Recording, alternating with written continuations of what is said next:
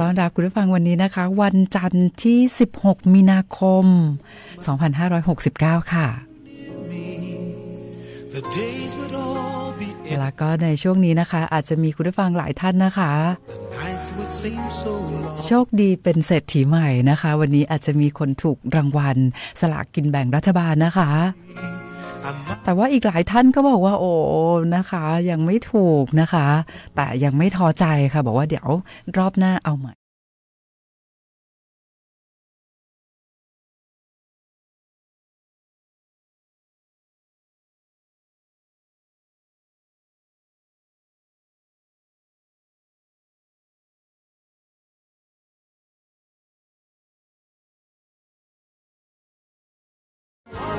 ถึงแม้ว่าตอนนี้นะคะอาจจะมีหลายพื้นที่ที่มีฝนตกนะคะ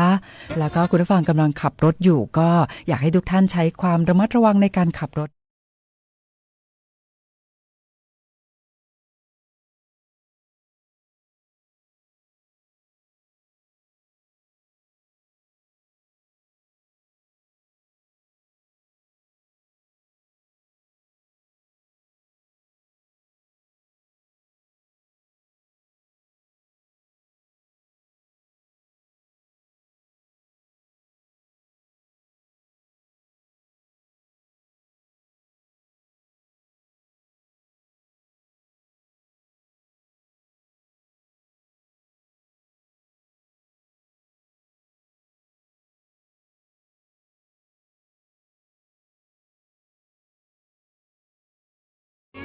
แต่ว่าได้ฟังเพลงเพราะๆนะคะก็เชื่อว่าจะทำให้ทุกท่านนะคะได้มีความสุขกับการฟังเพลงด้วยนะคะคุณผู้ฟังคะวันนี้นะคะนอกจากจะมีบทเพลงเพราะๆแบบนี้แล้วมาฝากคุณผู้ฟังนะคะยังมีข้อมูลเรื่องราวต่างๆทั้งในส่วนของผลการปฏิบัติงานของตำรวจภูธรภาค5ด้วยนะคะ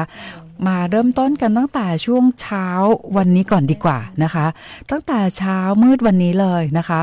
กลุ่มงานจราจรตำรวจภูธรจังหวัดเชียงใหม่ค่ะนำโดยท่านพันตำรวจเอกมนัสชัยอินเถื่อนนะคะก็ได้มีการปล่อยแถวนะคะเจ้าหน้าที่ตำรวจจราจรในสังกัดนะคะเพราะว่าวันนี้เนี่ยนะคะเป็นวันแรกที่มีการเปิดการเรียนการสอนในภาคฤดูร้อนนะคะซึ่งก็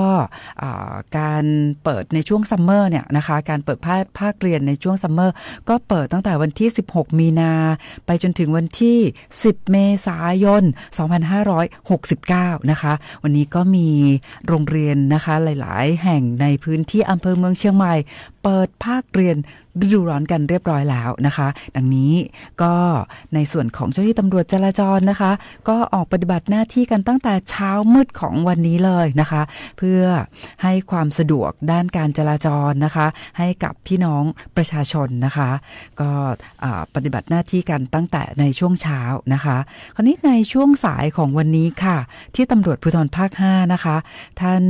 พลตำรวจโทกฤษฎาพลยี่สาครผู้บัญชาการตำรวจภูธรภาค5ก็ได้เป็นประธานในการแถลงข่าวนะคะการจับกุมคดียาเสพติดรายสำคัญนะคะ4คดีด้วยกันนะคะรวมของกลางนะคะซึ่งเป็นยาเสพติดประกอบไปด้วยยาบ้า7.5 ล้านเม็ดโอ้โหไอซ์597กิโลกรัมนะคะซึ่งก็เป็นผลการปฏิบัติงานของเจ้าหน้าที่ตำรวจในสังกัดของตำรวจภูธรภาค5นะคะ4คดีนะคะในคดีแรกนะคะก็มีของกลางยาบ้านะคะ14ล้านเม็ดนะคะก็เป็นเหตุที่เกิดขึ้นในพื้นที่ของสถานีตำรวจภูธรแม่ริมจังหวัดเชียงใหม่นะคะจับกุมผู้ต้องหา7คนนะคะของกลางยาบ้า14ล้านเม็ดโอ้โหนะคะซึ่งต้องบอกว่าจำนวนยาเสพติดยาบ้านะคะนี่แค่1คดีนะคะคุณผู้ฟังของกลางยังเยอะขนาดนี้เลยนะคะแต่เจ้าหน้าที่ตำรวจนะคะก็สามารถจับกุมผู้ต้องหา7คนแล้วก็ตรวจยึดรถยนต์นะคะ11คันตรวจยึดเงินสด3,950,000 บาทโอ้โหแล้วก็ยังมีการอายัดนะคะบ้านพร้อมที่ดิน2หลังนะคะอันนี้ก็ต้องบอกว่าผู้ที่ไปเกี่ยวข้องกับ ยาเสพติดนะคะไม่ว่าจะเป็นผู้ค้าผู้ขายนะคะผู้ลักลอบลำเลียงยาเสพติดผู้ที่มีส่วนเกี่ยวข้องต้องบอกว่าทรัพย์สินที่ได้มาจากการกระทำความผิดนะคะก็จะต้องถูกตรวจยึดอายัดไว้หมดเลยดังนั้นนะคะไม่คุ้มค่าแน่ๆนะคะถึงแม้ว่าจะได้รับค่าจ้างนะคะในการลักลอบลำเลียงยาเสพติดนะคะแต่ไม่ว่าจะได้ทรัพย์สินนะคะมาจากการที่ไปเกี่ยวข้องกับยาเสพติดนะคะแล้วก็ต้องถูกตรวจยึดอายัดหมดเลยนะคะแล้วก็ที่สำคัญถูกจับกุมดำเนินคดีสูญสิ้นอิสรภาพไม่คุ้มอย่างแน่นอนนะคะอันนี้พูดถึงคดีแรกที่เกิดขึ้นในพื้นที่รับผิดชอบของสถานีตำรวจภูธรแม่ริมจังหวัดเชียงใหม่นะคะก็จับกุมผู้ต้องหา7คนของกลางยาบ้า14ล้านเม็ดนะคะแล้วก็คดีที่2ค่ะเกิดขึ้นในพื้นที่สถานีตำรวจภูธรเชียงคำจังหวัดพะเยานะคะสามารถตรวจยึดไอซ์นะคะ597 กิโลกรัมโอ้โหถือว่าเป็นของกลางที่เป็นจำนวนมากเลยนะคะแต่ว่าทางเจ้าหน้าที่ตำรวจก็สามารถที่จะขยายผลจับกุมผู้ต้องหาได้1คนด้วยนะคะคดีที่3ค่ะเกิดขึ้นในพื้นที่ของสถานีตำรวจภูธรพานจังหวัดเชียงรายนะคะก็สามารถจับกุมผู้ต้องหา1คนพร้อมกับของกลางยาบ้า2ล้านเม็ดเศษโอ้โหนะคะแล้วก็คดีที่4นะคะเกิดขึ้นในพื้นที่ของสถานีตำรวจภูธรแม่พริกจังหวัดลำปางค่ะสามารถจับกุมผู้ต้องหา2คนนะคะของกลางยาบ้า 1.5 ล้านเม็ดแล้วก็ตรวจยึดรถยนต์ได้2คันด้วยนะคะซึ่งในช่วงสายของวันนี้ที่ตำรวจภูธรภาค5ท่านพลตำรวจโทกฤษฎาพลยี่สาครนะคะก็ได้เป็นประธานในการแถลงข่าวการจับกุมคดียาเสพติดรายสำคัญทั้ง4คดีนะคะนอกจากนี้ก็ยังได้รับเกียรติจากท่านผู้ว่าราชการจังหวัดเชียงใหม่ค่ะท่านรัฐพลนราดิศรนะคะได้ให้เกียรตินะคะร่วมแถลงข่าวในช่วงเช้าของวันนี้ด้วยนะคะนอกจากนั้นก็ยังมีผู้บังคับบัญชาจากสำนักงานป้องกันและปราบปรามยาเสพติดภาค5จากนบยส35กองกำลังผ่าเมืองนะคะแล้วก็จากศูนย์ข่าวยาเสพติดนะคะของกองทัพบกด้วยนะคะก็เป็นการแถลงข่าวในการจับกุมคดียาเสพติดร่วมกันนะคะในช่วงสายของวันนี้ที่ตำรวจภูธรภาค5ค่ะคุณผู้ฟังค่ะก็มาพูดคุยกันถึงในเรื่องของผลการปฏิบัติงานนะคะในส่วนของตำรวจภูธรภาค5เกี่ยวกับในเรื่องของการปราบปรามยาเสพติดนะคะอันนี้ถ้าเกิดเรามาดูว่าตั้งแต่ในห่วง1ตุลาคม2568นะคะจนถึงวันที่15มีนาคม2569นะคะตำรวจภูธรภาค5สามารถจับกุมคดียาเสพติดได้ถึง 13,533 คดีนะคะและสามารถที่จะตรวจยึดของกลางนะคะเป็นยาบ้าเนี่ยนะคะกว่า239ล้านเม็ดนะคะไอซ์ 5,430 กิโลกรัมเฮโรอีน69กิโลกรัมนะคะเคตามีน555กิโลกรัมโอ้โหจะเห็นได้ว่าจำนวนของกลางยาเสพติดนะคะที่เราสามารถจับกุมได้ในช่วงปีงบประมาณ2569เนี่ยนะคะเป็นจำนวนมากมายนะคะดังนั้นก็ต้องบอกว่าในเรื่องของการทำงานด้านการสกัดกั้นนะคะไม่ให้ยาเสพติดเนี่ยเข้าสู่พื้นที่ตอนในของประเทศนะคะยังคงเป็นภารกิจที่สำคัญที่ตำรวจภูธรภาค5นะคะจะได้ดำเนินการอย่างต่อเนื่องนะคะคราวนี้ต้องบอกว่าจำนวนของกลางนะคะเมื่อเทียบกับปีงบประมาณ2568ที่ผ่านมาคุณผู้ฟังทราบไหมคะว่าทั้งปีนะคะในปีงบประมาณ2568เนี่ยนะคะเราตรวจยึดของกลางเป็นยาบ้าเนี่ย281ล้านเม็ดเศษนะคะแต่ในแค่ไม่กี่เดือนของปี69นะคะเราสามารถตรวจยึดของกลางนะคะเป็นยาบ้าเนี่ยนะคะ239ล้านเม็ดเศษอะนะคะก็คือแค่ไม่กี่เดือนนะคะยังไม่ถึง6เดือนแรกของปีงบประมาณ2569เนี่ยจำนวนยาบ้าที่ตรวจยึดได้นะคะก็โอ้โหเกือบจะ ใกล้เคียงกับทั้งปี68แล้วนะคะดังนั้นนะคะต้องบอกว่าในหลายๆคดีค่ะที่ตำรวจภูธรภาค5นะคะสามารถจับกุมคดียาเสพติดได้เนี่ยนะคะก็เพราะว่าได้รับความร่วมมือจากพี่น้องประชาชนในการช่วยแจ้งเบาะแสนะคะผู้ที่มีพฤติการเกี่ยวข้องกับยาเสพติดนะคะก็เป็นข้อมูลที่พี่น้องประชาชนนะคะได้ให้ข้อมูลกับทางเจ้าหน้าที่ตำรวจนะคะไม่ว่าจะเป็นการให้ข้อมูลผ่านช่องทางสายด่วน191นะคะสายด่วนของสำนักงานตำรวจแห่งชาติ1599รวมไปถึงช่องทาง Line Official ของ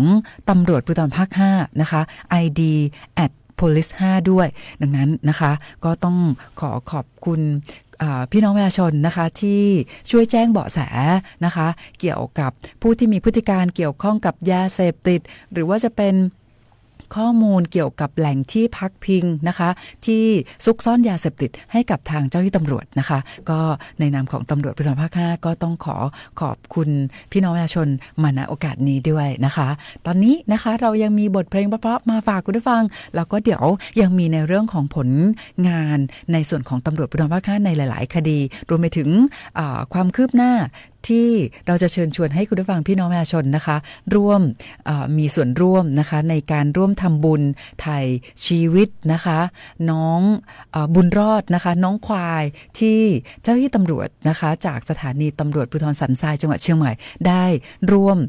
กันนะคะไถ่ชีวิตนะคะน้องควายน้องบุญรอดเดี๋ยวเรามาพูดคุยในเรื่องนี้กันแต่ว่าตอนนี้ค่ะอยากให้คุณผู้ฟังยังคงมีความสุขกับการฟังเพลงนะคะเพลงแรกในรายการนะคะก็เป็นบทเพลงเกี่ยวกับความรักเนาะ Nothing's Gonna Change My Love For You นะคะก็มาต่อกันอีกหนึ่งบทเพลงดีกว่าค่ะนะคะยังคง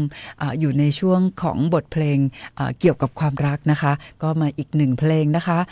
กับผลงานเพลงของซิลินดิอองแต่ว่าเป็นเวอร์ชั่นที่มีคนร้อง cover ไว้นะคะก็เพลงที่ชื่อว่า I Love You ค่ะ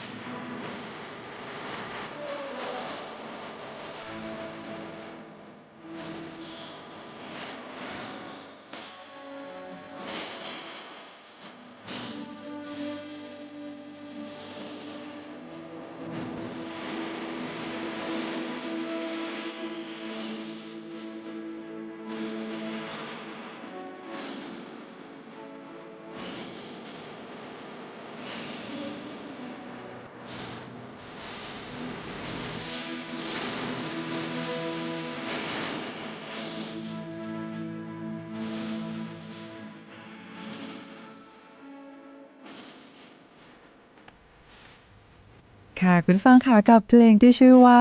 I Love You นะคะจริงๆแล้วเป็นผลงานเพลงของคุณซิลินดิอองแต่ว่าวันนี้เราหยิบในเวอร์ชั่นที่เป็นการร้อง cover มาฝากคุณผู้ฟังนะคะคุณผู้ฟังค่ะเมื่อสักครู่มีคุณผู้ฟังโทรศัพท์เข้ามานะคะสอบถามนะคะทางรายการก็ต้องจัดให้ค่ะเพราะคุณผู้ฟังบอกว่าอยากทราบผล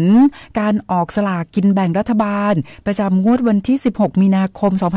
2569นะคะคุณผู้ฟังอยากทราบเราก็จัดให้เลยนะคะสำหรับรางวัลที่1นะคะเลขที่ออกค่ะ833009นะคะคุณผู้ฟังที่โทรศัพท์เข้ามาไม่ทราบว่ายังฟังรายการอยู่หรือเปล่านะคะก็รางวัลที่1นะคะ833009ค่ะและสำหรับเลขท้าย2ตัวนะคะเลขที่ออกคือหมายเลข64ค่ะสำหรับเลขท้าย2ตัวนะคะ64มาต่อกันที่เลขหน้า3ตัวนะคะ510แล้วก็983นะคะอันนี้เลขหน้า3ตัวนะคะเลขท้าย3ตัวค่ะ439 954นะคะก็คุณผู้ฟังอยากทราบเราก็จัดให้เลยนะคะเอาละค่ะคุณผู้ฟังค่ะตอนนี้นะคะมีผลงานในส่วนของตำรวจลำพูนมาฝากคุณผู้ฟังด้วยนะคะก็ต้องบอกว่าในทุกพื้นที่รับผิดชอบของตำรวจภูธรภาค5ซึ่งรับผิดชอบพื้นที่8จังหวัดภาคเหนือตอนบนนะคะทุกหน่วยงานนะคะก็ปฏิบัติหน้าที่ด้วยความเข้มแข็งนะคะดังนั้นในเรื่องของความทุกข์ร้อนของพี่น้องประชาชนนะคะเจ้าหน้าที่ตำรวจนะคะพร้อมที่จะปฏิบัติหน้าที่ให้ความช่วยเหลือนะคะแล้วก็ปฏิบัติหน้าที่ด้วยความเข้มแข็งด้วยนะคะคราวนี้มาดูผลงานของตำรวจลำพูนกันนะคะก็คือมีกรณีมีชายนะคะเอาก้อนหินเนี่ยนะคะปาก้อนหินใส่รถยนต์เก๋งนะคะซึ่งในเรื่องนี้เนี่ยนะคะเป็นเหตุที่เกิดขึ้นเมื่อวานนี้นะคะ15มีนาคม2569ช่วงเวลาประมาณ 18 นาฬิกานะคะก็พอเจ้าหน้าที่ตำรวจเนี่ยได้รับแจ้งนะคะก็ได้มีการสืบสวนนะคะติดตามนะคะผู้ที่กระทำความผิดเนาะนะคะก็ปรากฏว่าเป็นกรณีนะคะจริงๆแล้วเหตุเนี่ยเกิดเมื่อวันที่13มีนาคมนะคะเวลาประมาณ 16:30 นาทีผู้เสียหายเนี่ยเขาขับรถยนต์นะคะเป็นรถยนต์เก๋งมาพร้อมครอบครัวค่ะก็ขับมาที่บนถนนสายลำพูนป่าซางนะคะก็ปรากฏว่าขับรถเนี่ยนะคะมุ่งหน้าเข้าตัวเมืองลำพูนก็ปรากฏว่ามีคนที่ก่อเหตุเนี่ยนะคะขับขี่รถจักรยานยนต์สวนทางมาแล้วก็ใช้ก้อนหินขนาดใหญ่บรรจุในกระเป๋าผ้าขว้างใส่กระจกหน้ารถอย่างแรงโอ้โหต้องบอกว่าเป็นเหตุที่โอ้โหถ้าเกิดนะคะอาจจะถ้าเกิดว่าเป็นมีผู้บาดเจ็บนะคะหรือว่าเกิดมีอุบัติเหตุรุนแรงต่อเนี่ยโอ้โหเป็นเรื่องใหญ่เลยนะคะคราวนี้เนี่ยก็ปรากฏว่าจากเหตุการณ์ดังกล่าวเนี่ยนะคะก็ทำให้กระจกรถยนต์นะคะด้านผู้ขับขี่แตกนะคะแล้วผู้เสียหายเนี่ยก็ได้รับบาดเจ็บบริเวณใบหน้าแล้วก็คนร้ายที่ก่อเหตุดังกล่าวนะคะก็ขับรถหลบหนีไปนะคะพอเจ้าหน้าที่ตำรวจเนี่ยนะคะได้รับแจ้งนะคะก็สามารถติดตามจับกุมตัวได้เมื่อวานนี้นะคะช่วงเวลา 18 นาฬิกานะคะก็พอหลังจากที่ได้รับแจ้งนะคะก็เจ้าหน้าที่ตำรวจเนี่ยก็ลงพื้นที่นะคะตรวจสอบทั้งในเรื่องของการสืบสวนนะคะจนทราบว่าผู้ที่กระทำความผิดนะคะเป็นชายไทยอายุ40ปีนะคะแล้วก็เจ้าหน้าที่ตำรวจเนี่ยก็ได้รวบรวมหลักฐานนะคะจนต่อมานะคะก็ทราบตัวแต่ก็พยายามเข้าจับกุมนะคะแต่ก็ไม่เจอตัวนะคะจนมาเจอตัวเมื่อวานนี้เวลา 18 นาฬิกานะคะซึ่งเจ้าหน้าที่ตำรวจเนี่ยก็สามารถจับกุมตัวผู้ก่อเหตุได้นะคะในขณะที่เขาเนี่ยนะคะกำลังอยู่ระหว่างการขับขี่รถจักรยานยนต์หลบหนีนะคะ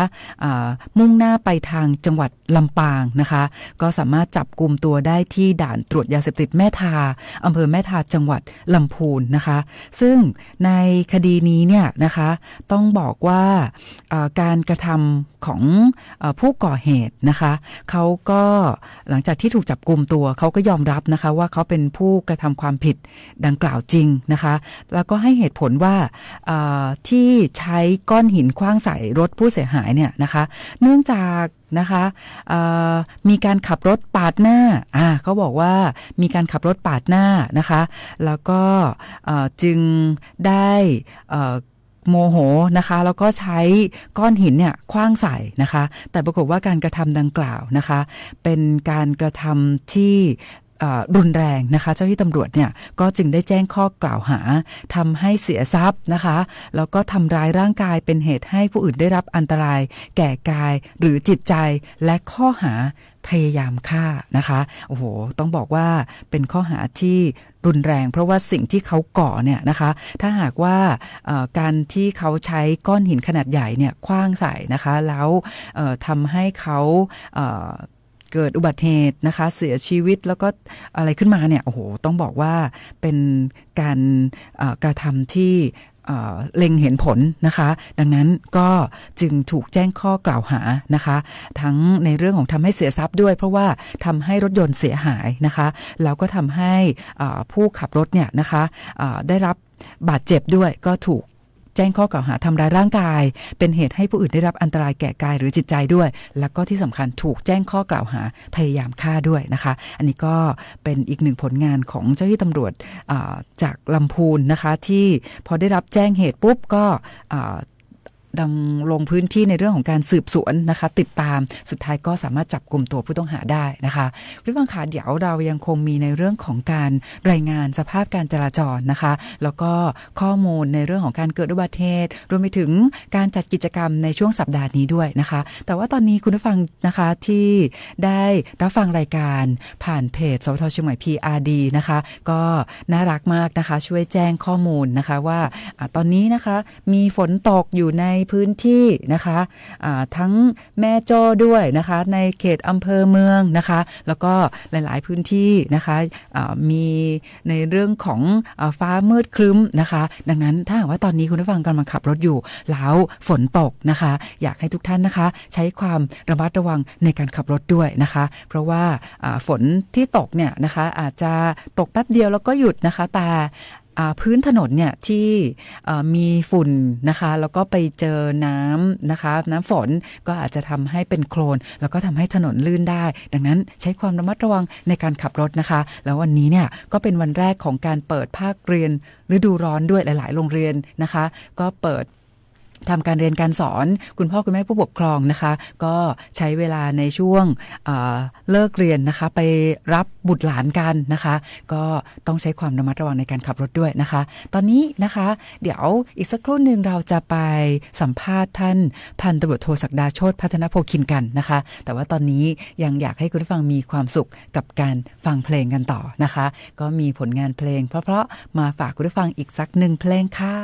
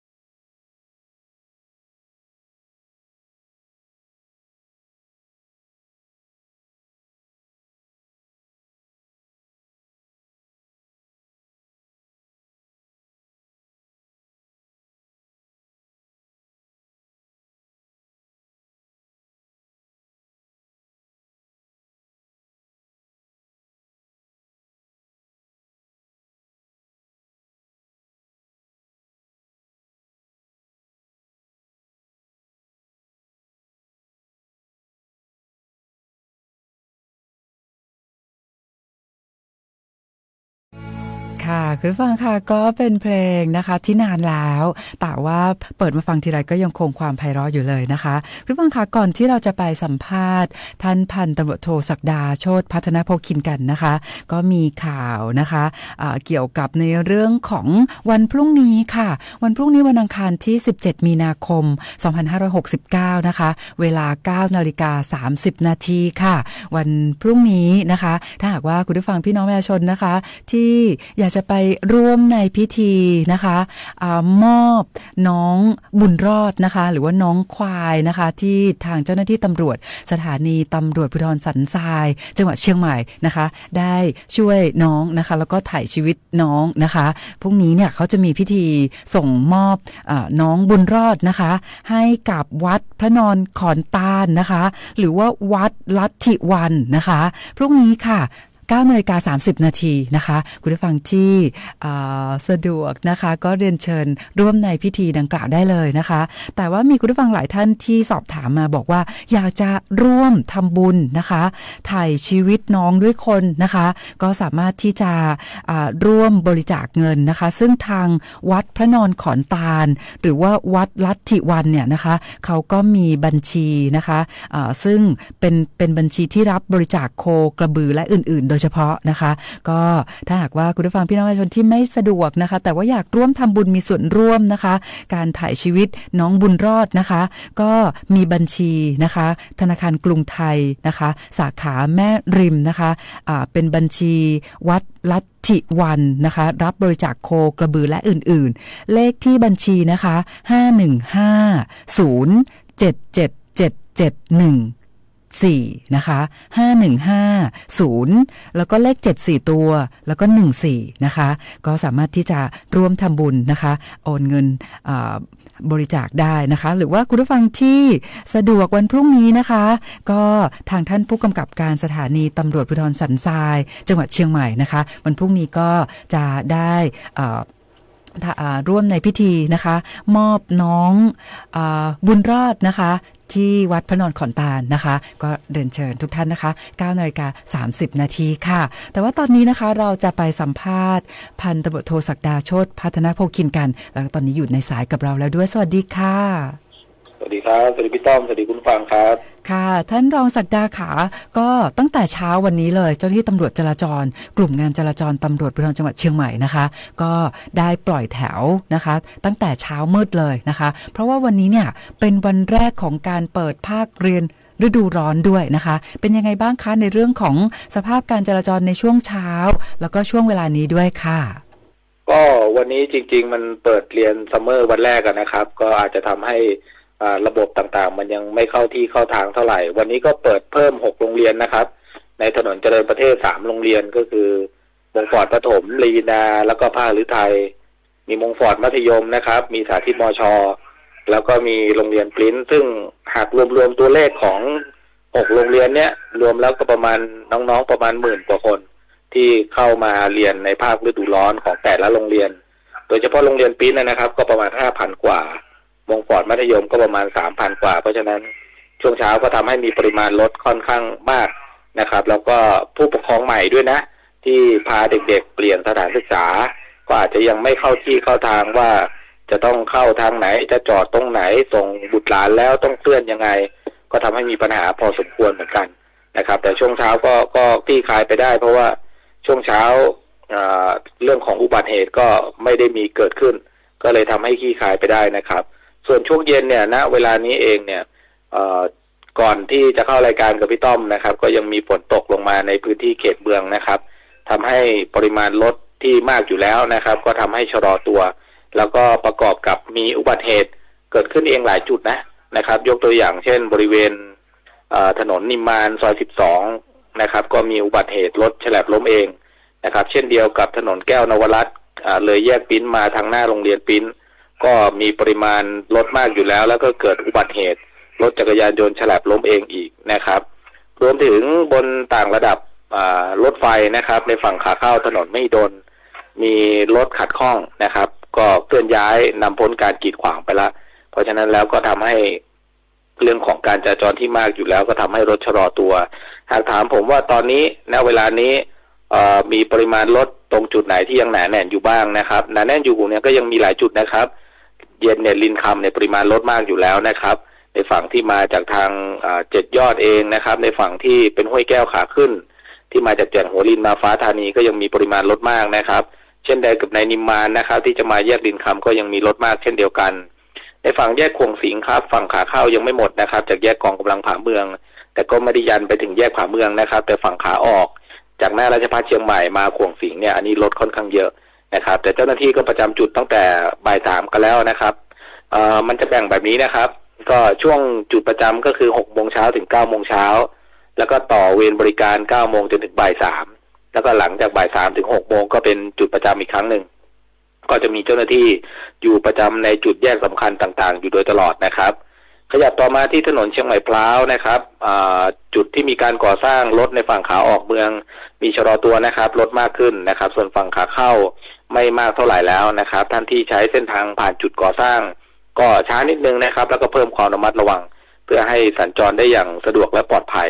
นะครับมาดูคู่ขนานที่เชียงใหม่ดอยสะเก็ดนะครับเชียงใหม่ดอยสะเก็ดตอนนี้ฝั่งขาเข้าเบาบางไปเกือบหมดแล้วนะครับแต่ฝั่งขาออกในถนนแก้วนวรัตน์เนี่ยจากแยกปิ้นยาวมาจนถึงแยกสารเด็กเลยเนี่ยยังเยอะนะครับรถยังเยอะที่เป็นรถในฝั่งขาออกแล้วส่วนฝั่งขาเข้าหน้าโรงเรียนปิ้นขี้คายไปหมดแล้วนะครับจุดเชื่อมต่อมาดูที่หนองประทีปไม่มีปัญหาอะไรนะครับเพราะว่าโรงเรียนในถนนเจริญเมืองเนี่ยโรงเรียนสารศาสตร์ยังไม่ได้เปิดนะครับแต่ฝั่งขาออกนะครับก็มีรถมากเช่นเดียวกันฝั่งที่มาจากสันป่าคอยมาทางแยกสถานีรถไฟก็จังหวะรอออกเมืองก็ยังมีปริมาณรถที่รอใช้เส้นทางนะครับข้ามไปดูมหิดลณเวลานี้ขี้คายไปเกือบหมดแล้วนะครับแทบจะเคลื่อนตัวได้ทั้งหมดแล้วไม่มีปัญหาการจราจรแล้วแต่จุดที่ยังหนาแน่นอยู่ก็คือบริเวณแยกสนามบินฝั่งที่มาจาก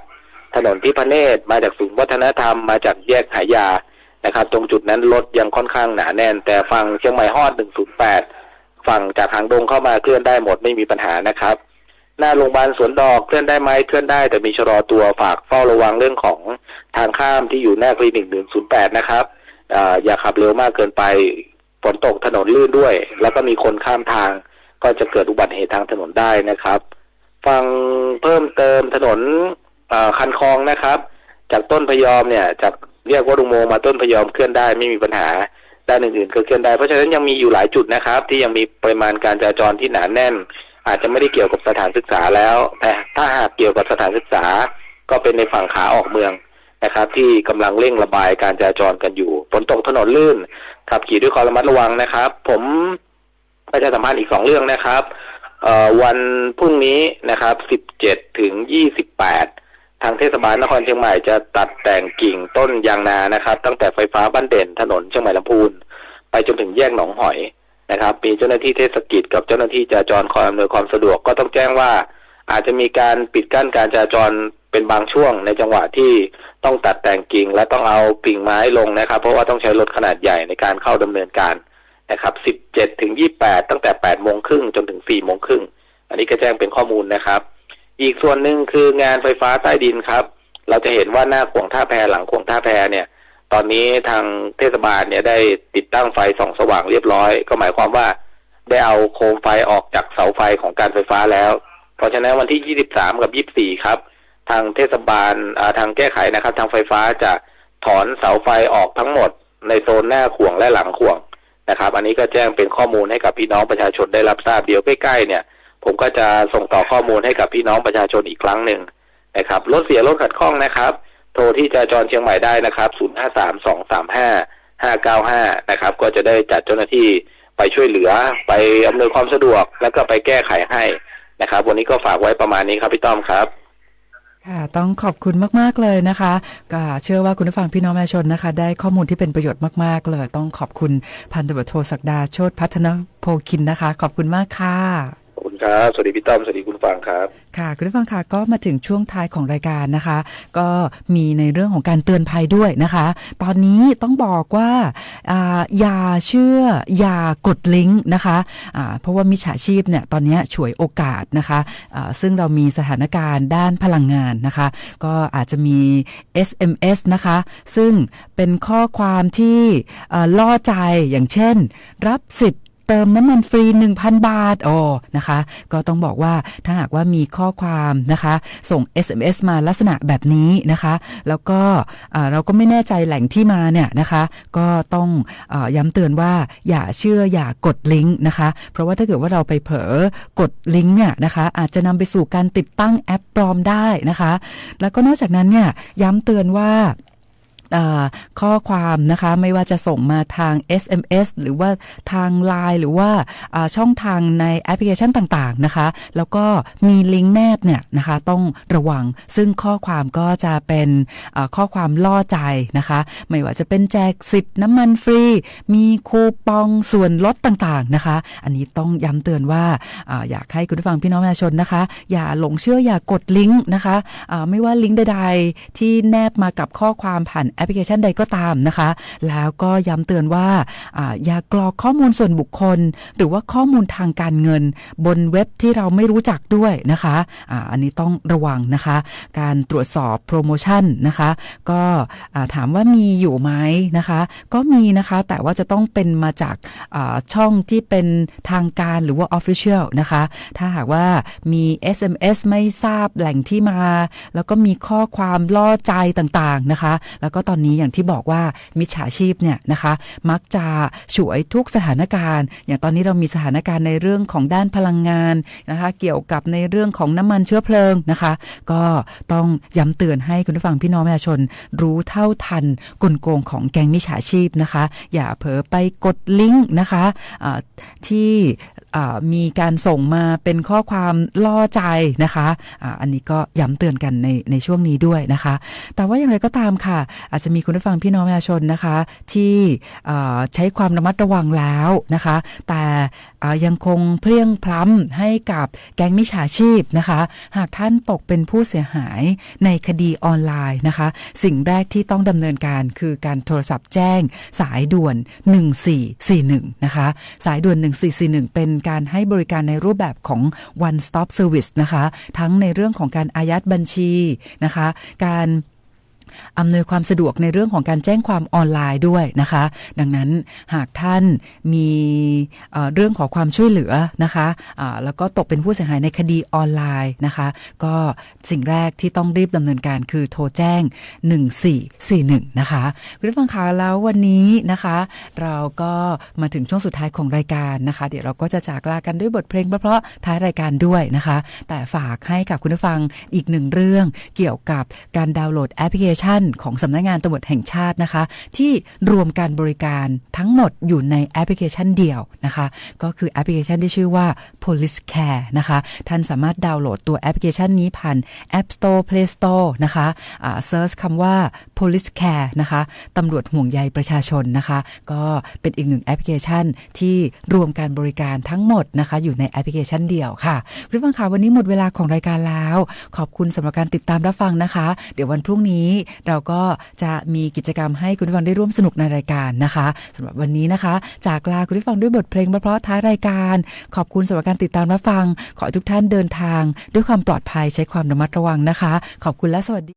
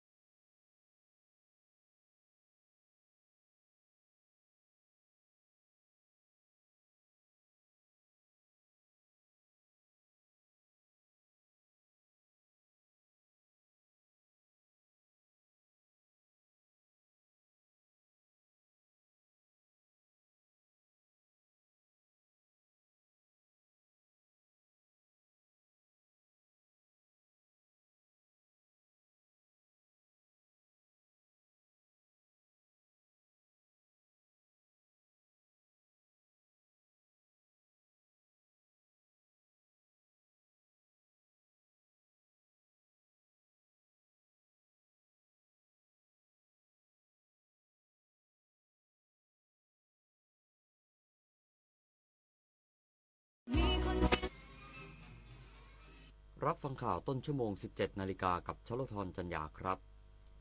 สมาคมโรงงานน้ำตาลทรายเสนอรัฐบาลยกระดับพลังงานทดแทนจากภาคเกษตรเป็นวาระแห่งชาติผลักดันน้ำมัน E20 เป็นเชื้อเพลิงหลักช่วยลดการ